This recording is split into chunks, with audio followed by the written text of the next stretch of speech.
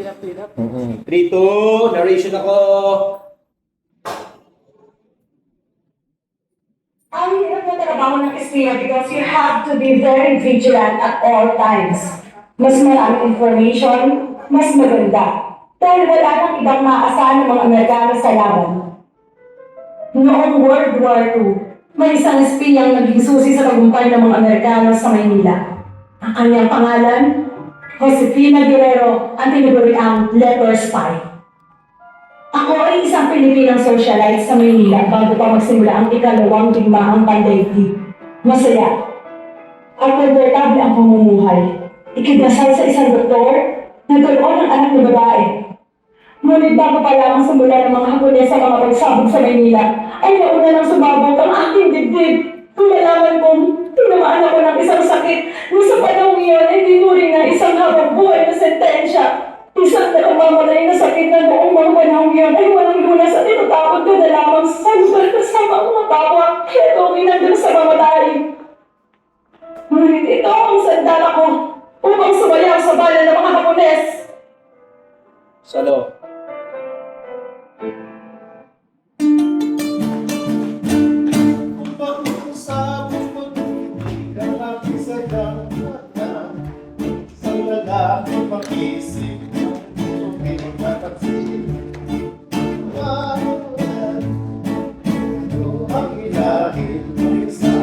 Cariñosas na pag-ibig ay buhay laging namamanglaw.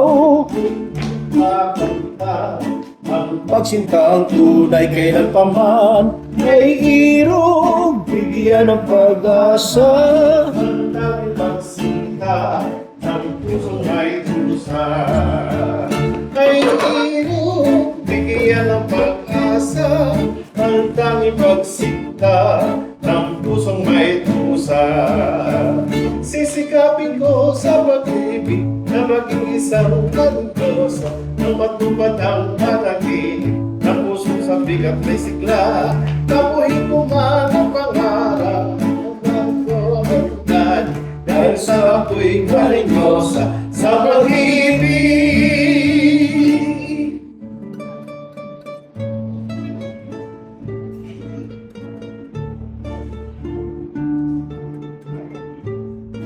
Mapanganib. Ngunit sumali ako sa Filipino underground ng Maynila at naging instrumento sa pagsabotahe sa mga Hapones sa pamamagitan ng spy missions. Bakit pa ako matatakot sa kamatayan? Kinatakutan nila na baka mahawa sila sa sakit ko. Kaya ito ang nagbigay sa akin ng daan. Napuntahan ang mga sinasakop na teritoryo ng mga Hapon na hindi nila ako mahawakan o kusa nilang nilalayuan. Nagdala ako ng mensaheng pabalik-balik sa mga pinuno ng labanan. At ang ilan sa mga impormasyon ay itinali ko sa aking buhok o sa aking medyas. Early 1945, ang pinakamahalagang misyon na ginampanan ko ay ang gumawa ng mapa ng kampo ng mga Hapon upang dalhin ito sa nagbalik na American forces sa Bulacan. Pumasok ako sa kuta ng mga kaaway. Habang nagpapanggap, magtindera ng mga prutas sa mga lansangan. Nagkunwari na naglalakad-lakad sa mga parks at mga kampo ng mga Hapon. Habang iginuguhit ko sa aking isipan ang mga bagong minefields na ginawa ng mga Hapon sa Bulacan.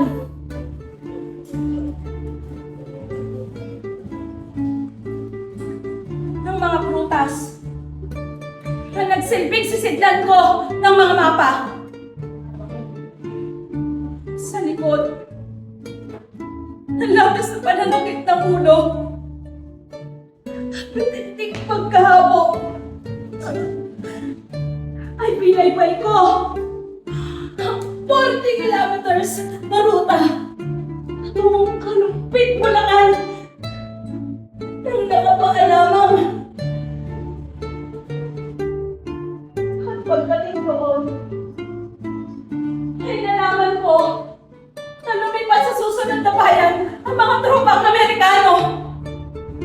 Dahil sa panghihina sa paglalakad, ay naghanap ako ng bangka na magdadala sa akin sa susunod na bayan.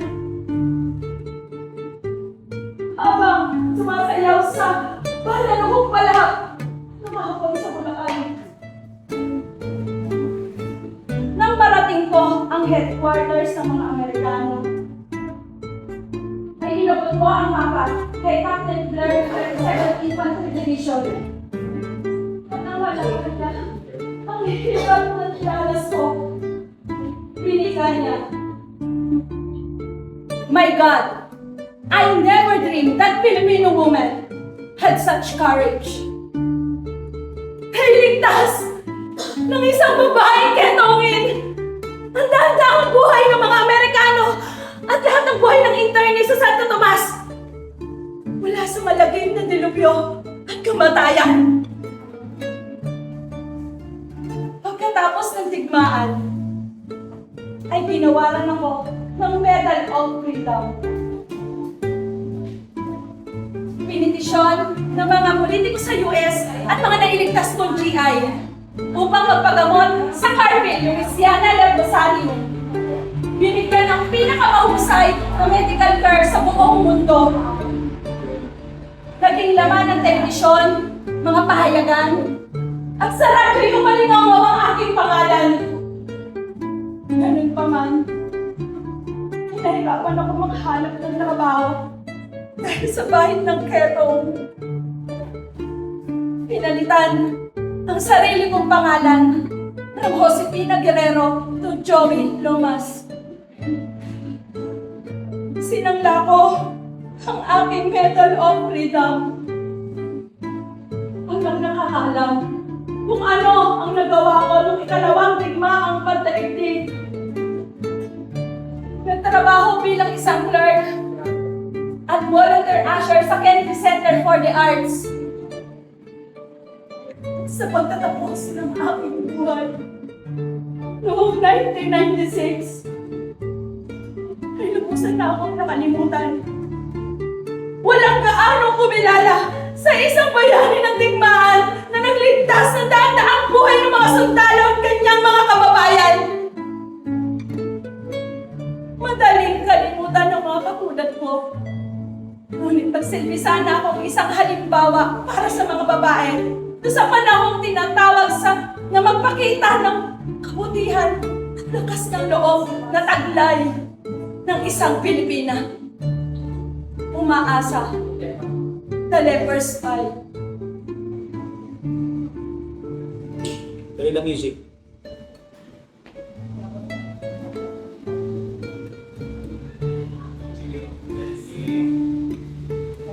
Taong 1942, hudyat ng World War II. Sinakop ng Imperial Japan ang pamahalaang Commonwealth ng Pilipinas hanggang 1945. Idineklara ni General Douglas MacArthur ang Manila na Owen City na sinang-ayunan ni Pangulong Manuel L. Quezon at dinala ni MacArthur ang labanan ng Amerika at Japan sa Bataan sa pagkakang iligtas ang buong Maynila. Kailangan iwan ni MacArthur ang kanyang mga nakuhan sa koridor noong gabi ng Marso 1942 upang ipanalo ang isa pang gerang doon ay umuusbong sa Australia. Sa kanyang pag-alis, iniwan ang pangakong, I shall return.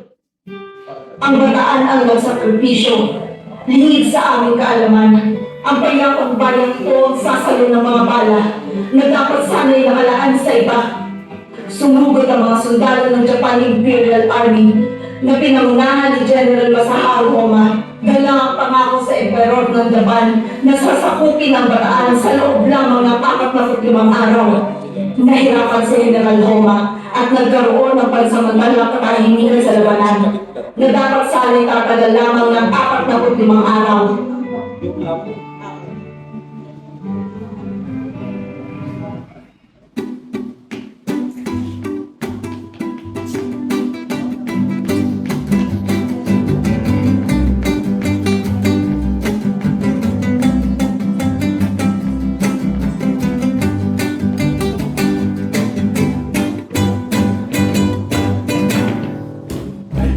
All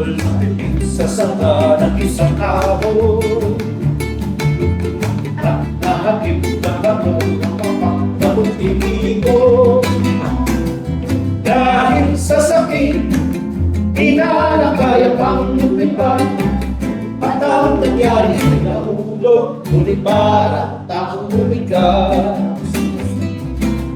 Lamang kay Lupin, ang puso ko'y di na nahabat. Pag pumaraw ang buhay ko, may isang pipit na iiyak. Lamang kay Lupin, ang puso ko'y di na nahabat. Pag pumaraw ang buhay ko, may isang pipit na iiyak.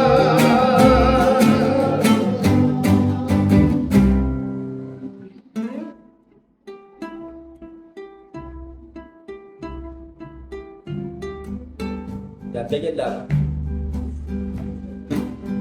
Naghulog sila ng mga bulyeto mula sa himpapawid gamit ang eroplano ng mga Japan upang pahinain ang loob ng mga natitirang pwersa ng mga Amerikano at Pilipino.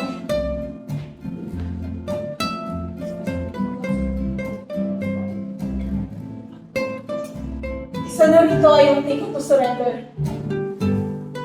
Ang sabi ni President Roosevelt sa radyo, a violent convoy of reinforcement is on the way. So keep on holding, Bataan! Keep on holding!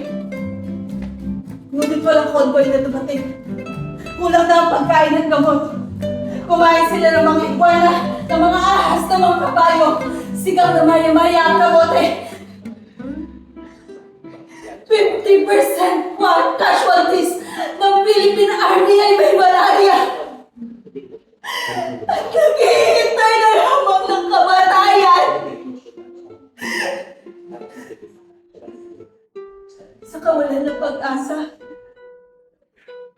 isang pangalan ang umalingaw sa gitna ng digmaan. Erlinda. Natagpuan nila ang kanyang isang babaeng pang-abuso sa kanya. Bagong kulot ang kanyang buhok. Puno ng dugo ang kanyang mga damit. May manicure pa ang kanyang mga kuko sa daliri. Bahagyang punong ng panlong. Nakabuka. Erlinda. Yan ang tinawag sa akin ng mga sundalo ng 44th Division. Ang aking kwento ay nasa loob ng kanilang isipan at nagpasalin-salin ang kwento ng isang babaeng walang pagkakakilanlan. Ngunit, sino nga ba ako? Sino nga ba ako? Ako ay isang mistulang pipit na naligaw sa hagupit ng mapamusang bagyo. Ano ang ginagawa ko sa huwad na paraiso? Kasama ng ilan pang mga ipong inilayo sa pugan, binalian ng pakpa. Naging aliwan ng mga Hapones at pinalitan ng pangalan. Ang aking kwento ay naglalahad at naging mukha ng lahat ng Pilipinang asawa, kapatid, lola at ina, na inabuso at nagsakripisyo.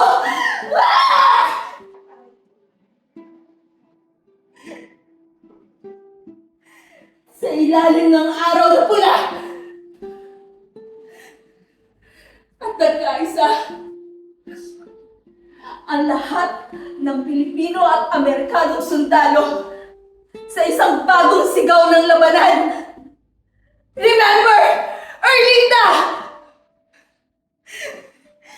Ito ang nagdulot kay Masahiro Homa ng malaking kahihiyan sa emperor ng Japan. 72 araw, tumindig ang magigiting na sundalo ng Bataan. Nabilalot ang puso ng kagitingan. 72 araw, bago niya tuluyang mapasuko ang Bataan. April 1942, sa 78,000 sundalong Amerikano at Pilipino na natira sa labanan, 65,000 sa kanila ang sapilitang naging bahagi ng karumal-dumal na death march. May mga namatay dahil sa labis na pagkagutom, uhaw at pagod. Binaril o pinututan ang ulo ang mga nagprotesta sa gitna ng marcha. O ang mga sundalong natapa dahil sa panghihina. 6,000 sundalong Amerikano at 25,000 Filipino Army Division ang nasawi, habang ang 45,000 prisoners of war ay ginutom, binugbog, at kalaunan ay pinilit maging alipin sa impyernong kung tawagin ay Camp O'Donnell sa Tarlac. Maaaring hindi ko na nasilayan ang minimithing kalayaan, ngunit alam kong lumaban ng bataan at isasalaysay ng mga nabuhay na sa gitna ng labanan, minsan ang pangalan ko'y naging kasing kahulugan ng kalayaan. Remember, Erlinda! Remember, Erlinda!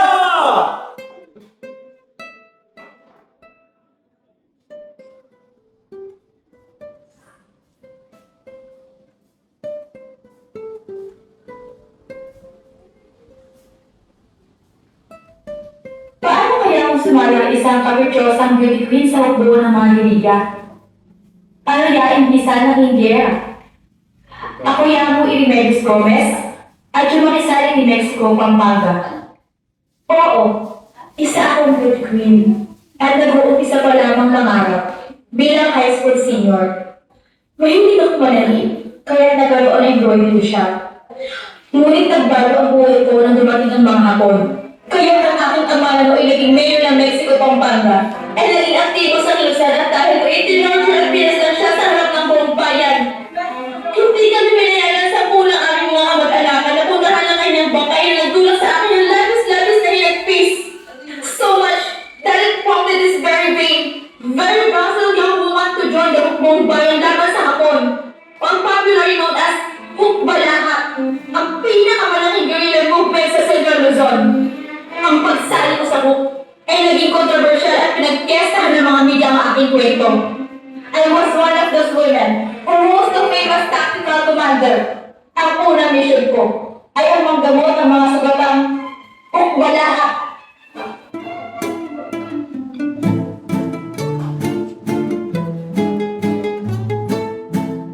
May isang dalaga akong nakilala, sa kanyang ganda umay nahalina. Nang ako ay magtapat, ay bigla pang nagtawa. Kung warin ko'y siya'y babaeng kapresyosa, kapresyosa. Kung ika'y tumatawa, ang katulad mo'y mabangong sampagita. May pang-akit ka na bumabalisa, sapat lang sa'yo ay sumasamba. Bakit nga ba kung wala ikaw hirap, ay para na rin nawala yaring buhay. Nais din kita, pihikat ka man, puso ko'y sa'yo, kaprityosang paraluman.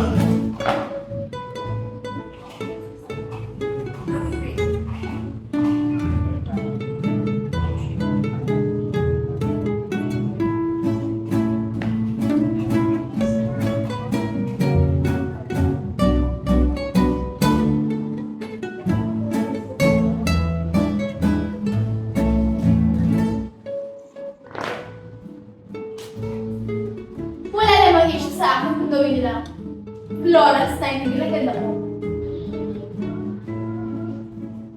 Subalit ang dahilan ng pagsali ko sa Giliga ay ipaghiganti ng aking ama. At ang mayayamang kasyender na kakampi ng mga Hapon, sila na mga kung tawagin, makapili. Na walang ginawa kundi paggawa ng sinabi ng aking ama. Kaya dinukot na sila. Hindi para patayin, kundi para turuan ang leksyon na hindi nila malilimutan. mahusay na buwan? Nagpasya ang organisasyon ng book na mula sa Squadron 3 ay gawin akong commander. Pinamunuan ang higit kumulang ng mundo, karalakihan. At ang anim ko na misyon ay hinayanin ng mga sibilyan na suportahan ng mga book. At bilang pinuno, nagsagawa ako ng military sessions para sa aking mga tropa. Doon, sa bundok na Arayan, pinatunayan ko ang galing sa pamumuno sa aking Squadron 3B sa Battle of Camarcy. Habang ang aming pinuno si Commander Eusebio Aquino ay nagutos na umatras, kami ng aking mga tauhan na natinig. Bago pa lang dumating ang reinforcement mula sa Philippine Constabulary, ay nakabagsak na ng mga tropang Hapones. Mabuhay ang Pilipinas! Mabuhay! Pinatunayan ko sa kasaysayan ng militar na hindi sa kasarian ang susukat ang tapang. Na kahit noong tinamaan ng bala, ay hindi ko ininda ang pagdidilugyo ng taas ng lagda. Katulad na infeksyon sa aking mga suga. Dahil mas mahalaga ang kaligtasan ng aking mga tauhan. At pinatunayan ko hindi lang pang headquarters ng duty ko, pang field pa. Pinamunuan ko ang sa labanan. Ngunit hindi nawala ang ganda at halina nitong sampagita. At dahil kailangan ng pagiging maganda ang pagiging validosa, bago makipagbakbakan sa mga Hapon ay dapat magpa-beauty muna. Dapat magpa-manicure, pedicure, mag-ayos ng buhok, at paglalagay ng kolorete sa mukha. At ang lipstick.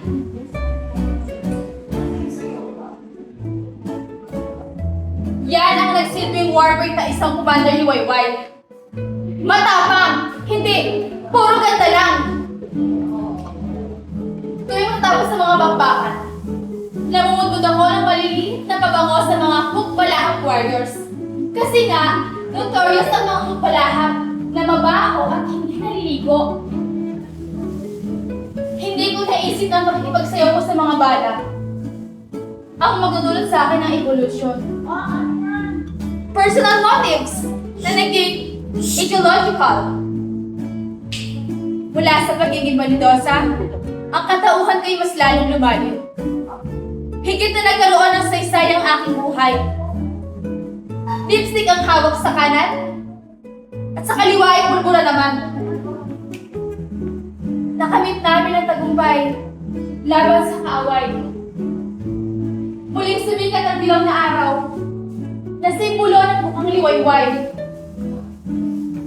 At dahil na rin sa katandaan, isa-isa kami mga nangamatay. Pinagbayaan ng bayang aming ipinaglaban.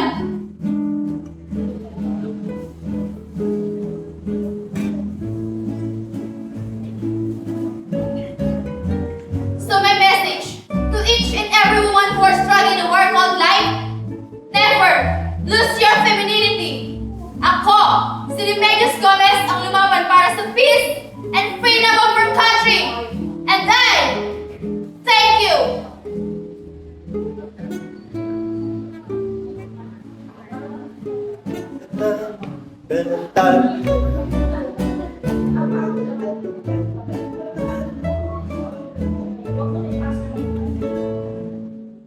Walang sinabi ang katunyan sa aking pinagdaanan. Bago tayo maipit sa digmaan ng Amerika at Japan, Pilipinas at Amerika muna ang naglaban. Lumayaman tayo mula sa mga Kastilay, sasakupin na naman kami ng panibagong dayuhan. Ika-11 ng Agosto, 1901, 23 taong gulang ako nang dumating ang mga sundalong Amerikano sa Balandila upang mapanatili raw ang kaayusan sa aming lugar. At sa kabila ng aming agam-agam, sinalubong namin sila ng pakikipagkaibigan. Tumira ang mga Amerikanong opisyal sa kumbento, habang sa harap ng aming bahay sa may plaza naman, itinayo ang barracks ng mga sundalo. Ngunit sa paglipas ng ilang linggo, nag-umpisa na ang paghihirap. Pinilit kaming magtrabaho at naging sunod-sunuran. Ipinaputol ang mga punong namumunga ng prutas at mga halaman sa bayan. Kinuha ang aming mga sundalo, sinunog ang mga aling bigas, persahang ikinulong ang mga 80 kalalakihan sa aming bayan.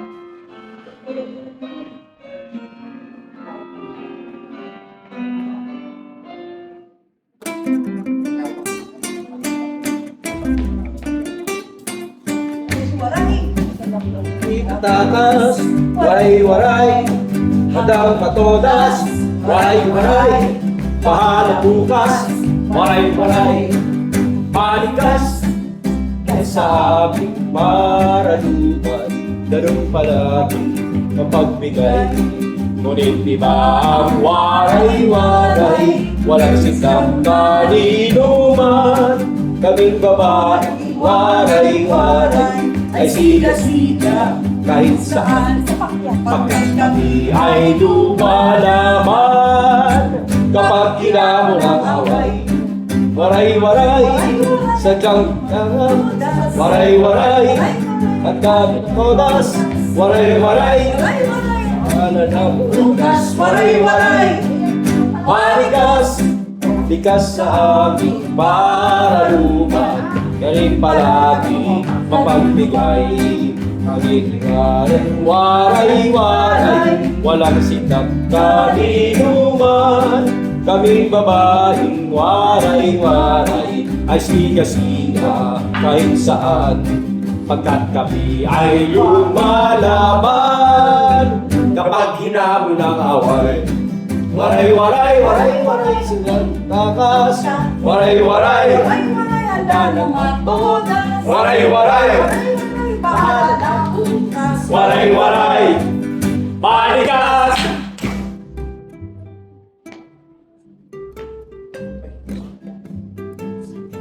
Ako si Kasiana Nacionales, isang kantor sa simbahan na kung tawagin sa aming mga malagtan. Kilala sa aming bayan ng tagapamuno ng dasal. Napalapit ng isang sundalo sa akin. Makisig, matangkad, matamis kong ngiti. Nakakabighan ang kanyang mga titig. Yan, ganyan na ganyan, kalaki ang mga tenga ni Private Frank Betron. Ngunit isa siya sa mga kaaway. Gusto na ang pangiinsulto, itigil na ang panggigipit. Ang waray na ito ay pagod na sa pagtitimpi. O amon gamhanan nga Diyos, tagi ako hin kinaagman, talwasa ang ating mga tabo. Kailangan kong gamitin ang pagiging alagad ng simbahan. Pulungin ang mga kalalakihan sa pamamagitan ng pagdasal sa mga tahanan. Ako ang magpupuskit ng mga sandata sa mga nakakulong. At ang iba pang mga kutsilyo ay babalutin ko ng parang suman. Hindi ka sa bayan ang mga iba't batang babae. Ako ang mamumuno ng dasal. Ako ang magpapaiwan. Paslangin lahat ng mga Amerikano. Hindi paano si Petron? Noon nga'y napabago ng aking pangalan ng pag-aaklas. Hindi na bilang Kasiana, kundi Heronima ng Katipunan. A 27 ng Setyembre. Sa bispiras ng ating pag-atake, lalasingin natin ang mga Amerikano. Lulusubin natin ang barracks kinabukasan at ikukubli natin ang pag-aaklas pamamagitan ng prosesyon sa bispiras ng piyesta. Ang mga kalalakihan ay magdadamit ng suot ng pambabae. Ikubli ang mga muka gamit ang belo. At ako ang magpupuslit. At magsipulong sa loob ng simbahan ng hindi pinagdududahan. Matagumpay kong naipasok sa loob ng simbahan ang malaking bilang ng mga kalalakihan at naipuslit ko ang 7 bolo sa ilalim ng aking saya. Pagsapit ng umaga, inatake ni Valeriano Abanador ang isang bantay na Amerikanong sundalo. Itinaas ang hawak na batuta, hudyat na patunugin ang kampana ng Balanggiga. Gilusob ang mga lasing na nag-aalusan ng Amerikano. Pinakawala ng aking kapatid na si Guno at ang mga nakakulong. Lumusob kaming nasa loob ng simbahan at ako ay lumaban na rosaryo lamang ang tangan. 14 sa 17 Amerikano ang namatay sa madugong engkwentro, habang ang ibang sa kanila ay nagsitakas. Binalikan kami ng mga Amerikano. Pinasla ang mga kalalakihan, edad 10 pataas. Ang alaghoy ay tinawag nilang howling wilderness. Libo-libong mga Pilipino ang namatay. Kinuha nila ang kampana ng Balanggiga, simbolo ng kanilang tagumpay. Ang laban sa Balanggiga ang nagpabago sa aking katauhan. Sumayaw sa mga bala na Diyos lamang ang sandigan. Gamitin ang isip sa gitna ng simbahan. Inang puso kong kinakailangan. Inimbitahan ko si Frank Betron sa aming bahay sa bispiras ng prosesyon upang makapamiesta ako noon. Nagpahiwatig din ako na doon na siya matulog sa aming bahay. Nailigtas ko ang aking bayan at ang mahal kong si Betron. Yun na ang aming huling pagkita. Napadpad siya sa Kalbayo. Ikinasal rin sa isang Pilipina. Ako na may namatay sa katandaan, kasama ang aking pamilya at ang kapatid kong si Guno sa Balanggiga.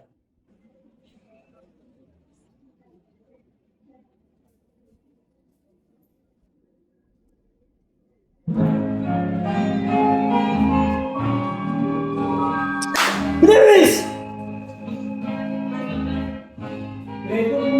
Ano mo? Steph! Nagre-record kami oh. Tatanga-tanga ka dyan, nagsiselfone ka. Balik!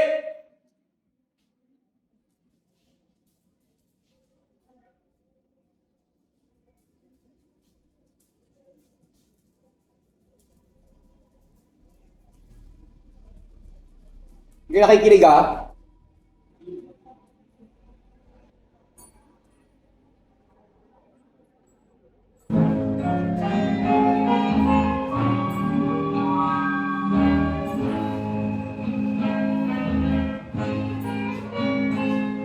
Pagitan ng aming bayan, bulaklak na bangunang buhay, simpote ng sumpang dalisay ng magsintang limahon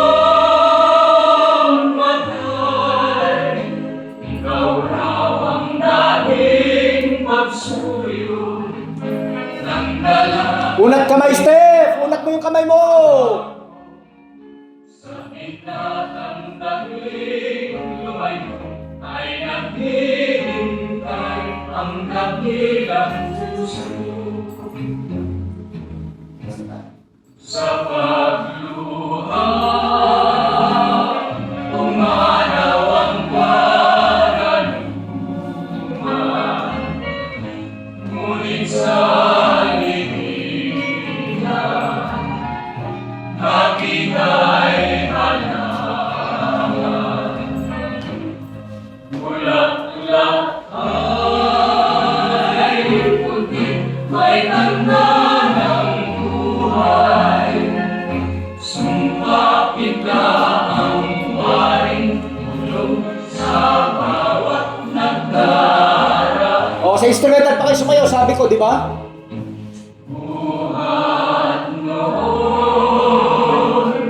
Pinaman lang sa pag-iinga ang halamang luha ng kalangan. Kaya ang pagsipang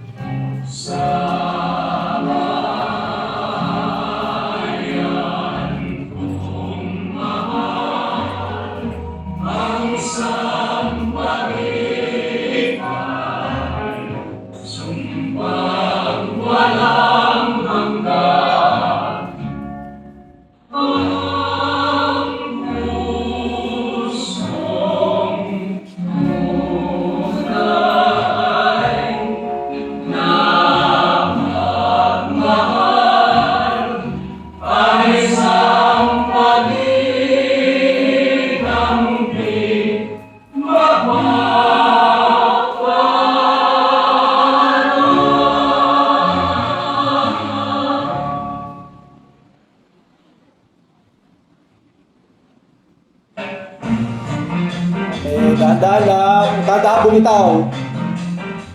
Ayan. Pasok ang lalaki. Pasok ang lalaki. One by one.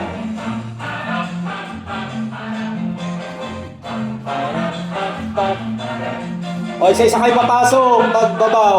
Patawagin. Tony! Sa gilid! Huwag ka sa gitna! Jobs!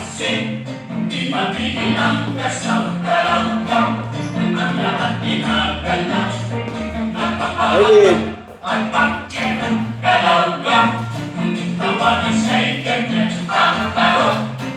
Ed! Ed! Lutang! Ay, sumbaw mo! Anyo! Oh! Ikot!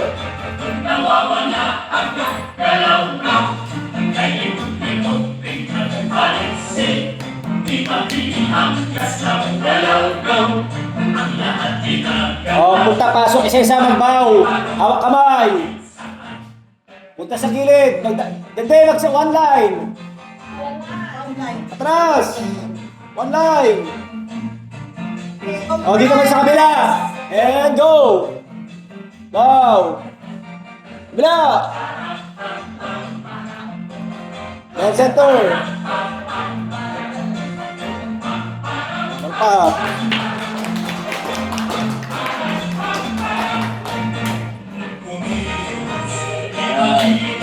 Mahaba lang tong ano,